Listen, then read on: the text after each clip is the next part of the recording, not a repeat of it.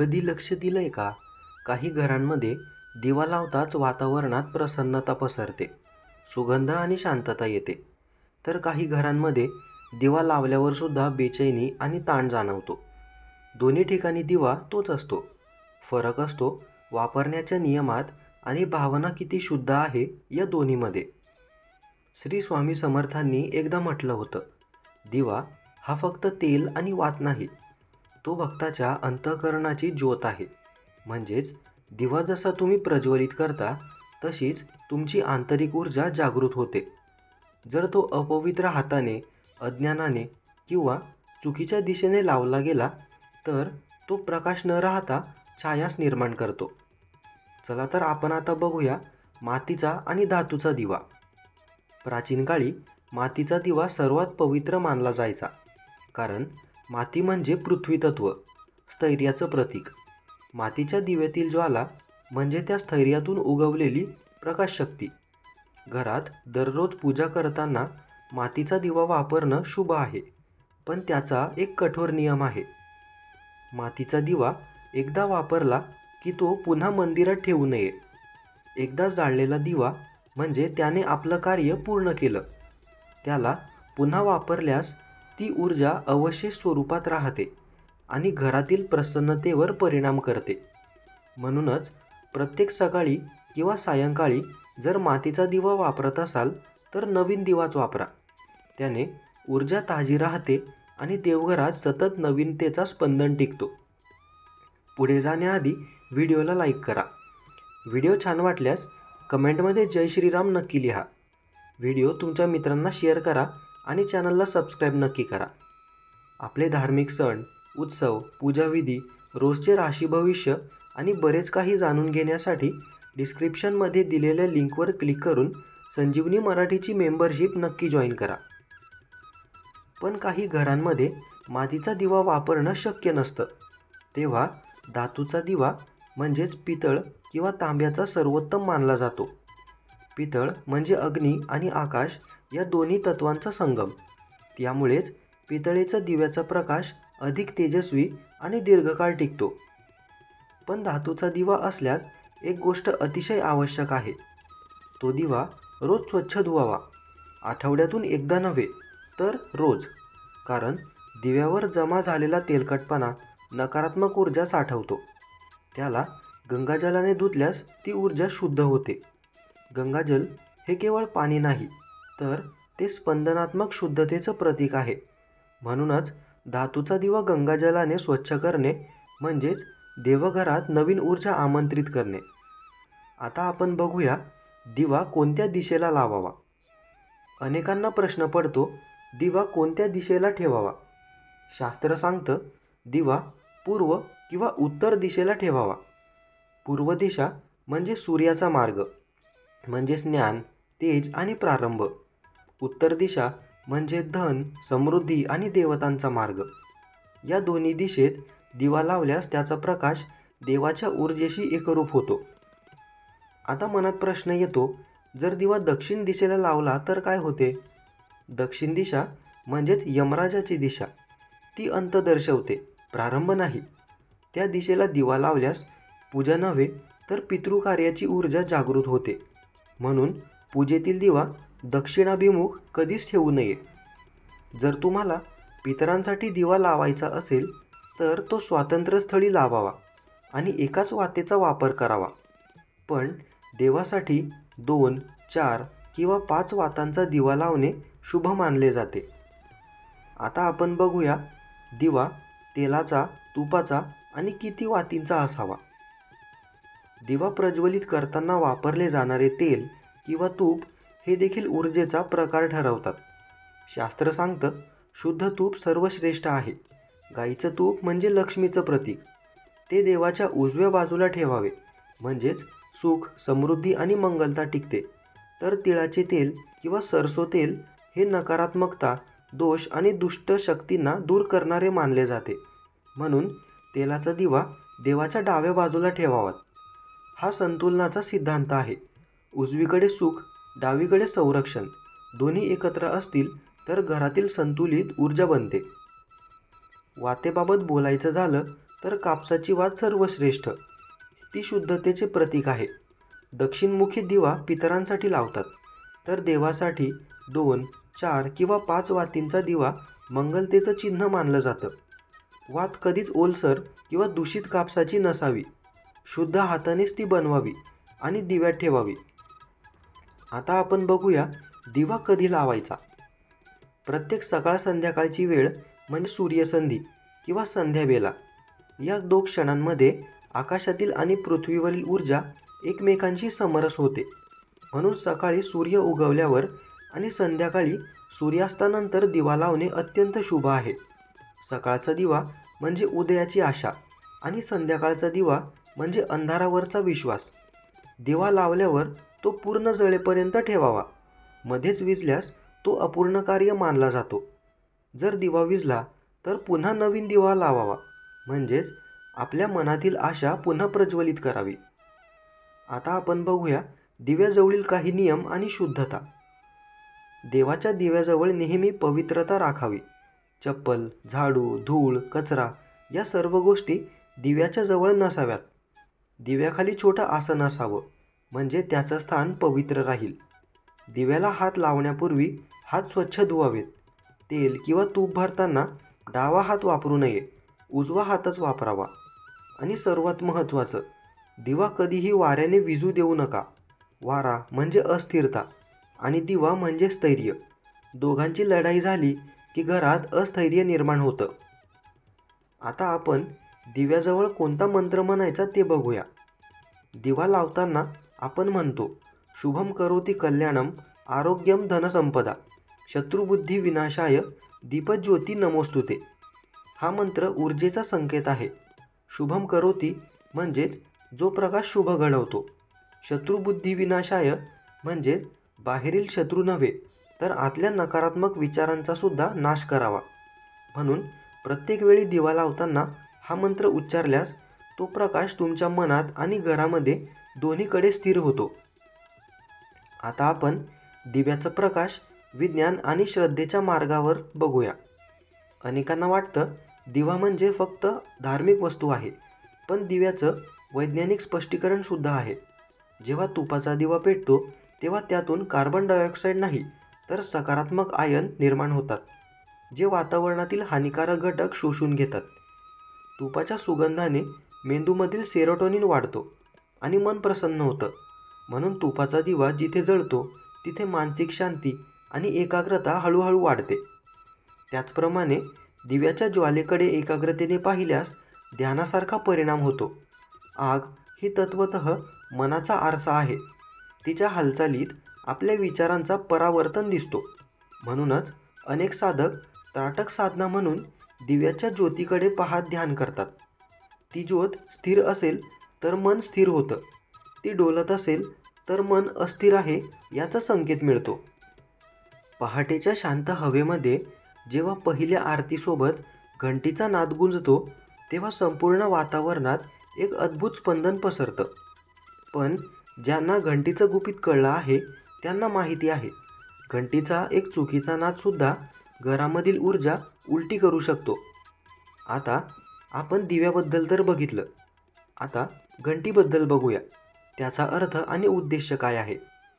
शास्त्र सांगतं, नादम ब्रह्म इति स्मृतम, म्हणजेच ध्वनी हाच ब्रह्म आहे. घंटीचा आवाज हा त्या नादब्रह्माचा एक लघुरूप आहे. जेव्हा आपण घरात घंटी वाजवतो तेव्हा त्या स्पंदनामध्ये आपल्या शरीरातील 5 तत्त्व जागृत होतात. पृथ्वी, जल, अग्नी, वायू आणि आकाश. तो नाद मनातील विकार झटकतो आणि वातावरणामधील नकारात्मकता दूर करतो. संत परंपरेमध्ये म्हटलं गेलं आहे की घंटीचा नाद म्हणजे देवाशी संवादाची पहिली हाक आहे. ज्या क्षणी तुम्ही ती वाजवता त्या क्षणी तुमचं मन सांसारिक विचारांपासून तुटून दैवी स्पंदनांकडे वळतं. ती म्हणजे मन आणि देव यांच्या दरम्यानचं पहिलं पाऊल आहे. चला तर आपण आता बघूया घंटी कधी आणि का वाजवावी. अनेक जण सकाळ संध्याकाळ पूजा करतात आणि दोन्ही वेळा घंटी वाजवतात. पण शास्त्र सांगतं घंटी फक्त सकाळी वाजवावी, कारण सकाळी सूर्याच्या किरणांनी आणि घंटीच्या नादाने एकत्रितपणे घरातील नकारात्मक ऊर्जा वाढते. संध्याकाळी सूर्यास्तानंतर पृथ्वीवरील ऊर्जा हळूहळू शांततेकडे जाते. त्यावेळी घंटी वाजवल्यास ती ऊर्जा पुन्हा जागृत होते, जी अशांततेचा स्वरूप धारण करते. म्हणूनच संध्याकाळी फक्त शंखाचा नाद शुभ मानला गेला आहे, घंटीचा नाही. घंटी वाजवण्याचं दुसरं कारण म्हणजे देवाची उपस्थिती जाणीवपूर्वक अनुभवणे. जेव्हा आपण म्हणतो, देवा मी आलो, तेव्हा आपण फक्त शब्द उच्चारतो, पण घंटी वाजवताना तो भाव आपल्या शरीराच्या प्रत्येक पेशीमधून प्रसारित होतो. तो नाद तुमच्या मनाला सांगतो, आता तू बाहेरचं विसर, आता तू देवासमोर आहेस. आता आपण बघूया घंटीचा योग्य प्रकार आणि तिचं स्थान कुठं आहे. घराच्या मंदिरात साधारणतः पितळेची घंटी ठेवावी. पितळ म्हणजे तेज, आकाश आणि पृथ्वी यांचा संगम, त्यामुळेच त्याचा नाद दीर्घ आणि मधुर असतो. लोखंडाची घंटी किंवा स्टीलची घंटी शुभ मानली जात नाही, कारण त्यांचा ध्वनी कर्कश आणि कटू असतो, ज्याने मानसिक ताण वाढू शकतो. घंटीचं स्थान देखील अत्यंत महत्त्वाचं आहे. ती नेहमी देवाच्या मूर्तीसमोर म्हणजेच पूर्व किंवा उत्तर दिशेकडे तोंड करून ठेवावी. घंटी कधीही दक्षिण दिशेला ठेवू नये, कारण दक्षिण दिशा यमराजाची मानली जाते आणि तिथे घंटीचा नाद मृतात्म्यांना जागृत करतो असं शास्त्र सांगतं. म्हणूनच घंटीची दिशा आणि नाद दोन्ही नेहमी जीवनाला जागृत करणारे असावेत, मृतत्वाला नाही. काही भक्त देवघराच्या प्रवेशद्वारावर घंटी लावतात. हे अत्यंत शुभ आहे. जेव्हा कोणी मंदिरात प्रवेश करतं तेव्हा ती घंटी वाजवली जाते, म्हणजेच देवाला संकेत मिळतो की तुझा भक्त तुझ्या दर्शनासाठी आला आहे. ही परंपरा ऊर्जाशास्त्रावर आधारित आहे. त्या क्षणी घंटीचा नाद घरभर पसरतो, तर घर स्वतः देवाच्या स्वागतासाठी सज्ज होतं. आता घंटी वाजवण्याची पद्धत काय आहे ती बघूया. घंटी वाजवताना उजव्या हाताचा वापर करावा. ती 3 वेळा हलक्या पण स्पष्ट नादात वाजवावी. पहिली वेळ देवाला नमस्कार, दुसरी वेळ मनाची शुद्धी आणि तिसरी वेळ म्हणजे ऊर्जेचं आवाहन. घंटीचा नाद लांब आणि स्थिर असावा. फार जोरात किंवा सतत वाजवू नये, कारण अतिनाद म्हणजे अस्थैर्य आणि अल्पनाद म्हणजे दुर्लक्ष. योग्य नाद म्हणजेच समतोल निर्माण करतो. घंटी वाजवताना तोंड नेहमी समोर म्हणजेच देवाच्या दिशेला असावं. त्याचवेळी मनात ओम याचा उच्चार करावा. ओम आणि घंटीचा नाद एकत्रित झाल्यावर एक अशी तरंगरेषा तयार होते, जी वातावरणातील नकारात्मक ऊर्जा क्षणात नष्ट करते. आता बघूया घंटी वाजवलात तर शरीरावर काय परिणाम होतो. अनेकांना वाटतं घंटीचा आवाज फक्त कानामध्ये घुमतो, पण विज्ञान सांगतं घंटीचा नाद 90 सेकंदांपर्यंत हवेत आणि शरीरामध्ये स्पंदन निर्माण करतो. तो ध्वनी मेंदूमध्ये अल्फा वेव्स निर्माण करतो, ज्या ध्यानस्थितीशी संबंधित असतात. म्हणूनच घंटी वाजवणं म्हणजे ध्यानासाठी मनाची तयारी करणं. तसेच घंटीचा आवाज कान, नाक, डोळे, घसा आणि हृदयाच्या कंपांना सुसंवादी ठेवतो. ही कंपने नकारात्मक भावनांचा नाश करतात. राग, भीती, चिंता हळूहळू वितळतात. म्हणून संत म्हणतात, घंटी वाजवणं म्हणजे आत्म्याला जाग करणं. मंदिरात प्रवेश करताना घंटीचा काय अर्थ असतो ते बघूया. बाहेरील मंदिरात प्रवेश करताना घंटी वाजवली जाते. त्याचं कारण केवळ परंपरा नाही. मंदिरात प्रवेश करण्याआधी माणसाचं मन बाहेरच्या गोष्टींनी व्यापलेलं असतं. घंटी वाजवली की त्या नादाने मेंदूला एक झटका बसतो आणि मन एकाग्र होतं. त्या क्षणी देवदर्शनासाठी आवश्यक शुद्ध मानसिक अवस्था तयार होते. म्हणून घंटी वाजवणं म्हणजे बाहेरून आत जाण्याचा संकेत असतो. शास्त्रानुसार मंदिरात प्रवेश करताना एकदाच घंटी वाजवावी. जर 2 वेळा वाजवली तर त्याचा अर्थ देवाजवळ 2 प्रार्थना मांडल्या जात आहेत. कधीकधी काही भक्त 3 वेळा वाजवतात. त्रिकाल प्रार्थना अर्थात भूत, वर्तमान आणि भविष्याचं कल्याण मागण्यासाठी असतं. पण मंदिरातून बाहेर पडताना घंटी वाजवू नये, कारण आपण आधीच देवाच्या दर्शनाची प्रक्रिया पूर्ण केलेली असते.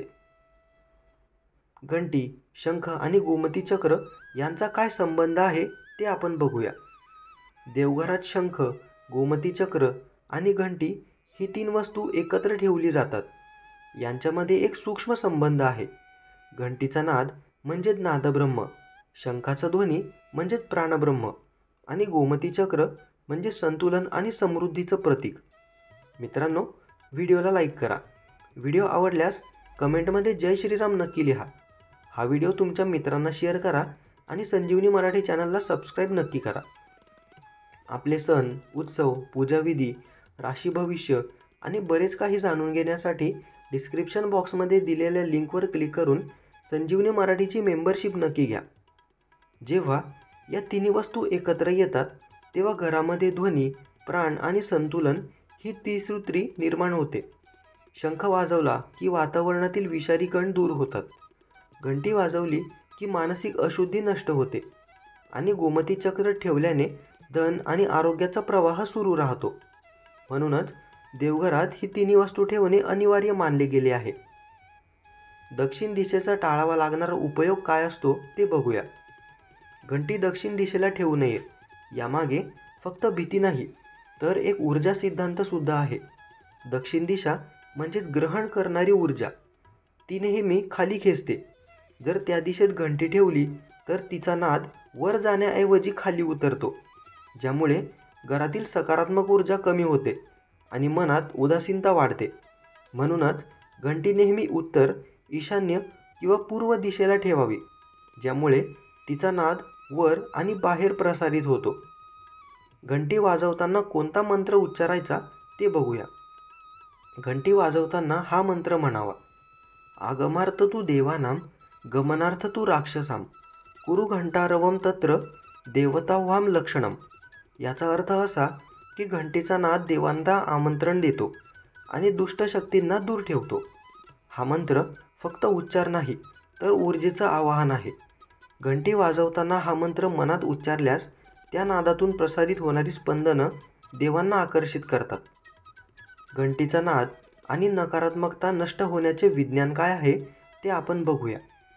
घंटीचा नाद जेव्हा हवेत पसरतो तेव्हा त्या ध्वनी तरंगांची वारंवारता 2000 ते 3000 हर्ट्झ इतकी असते.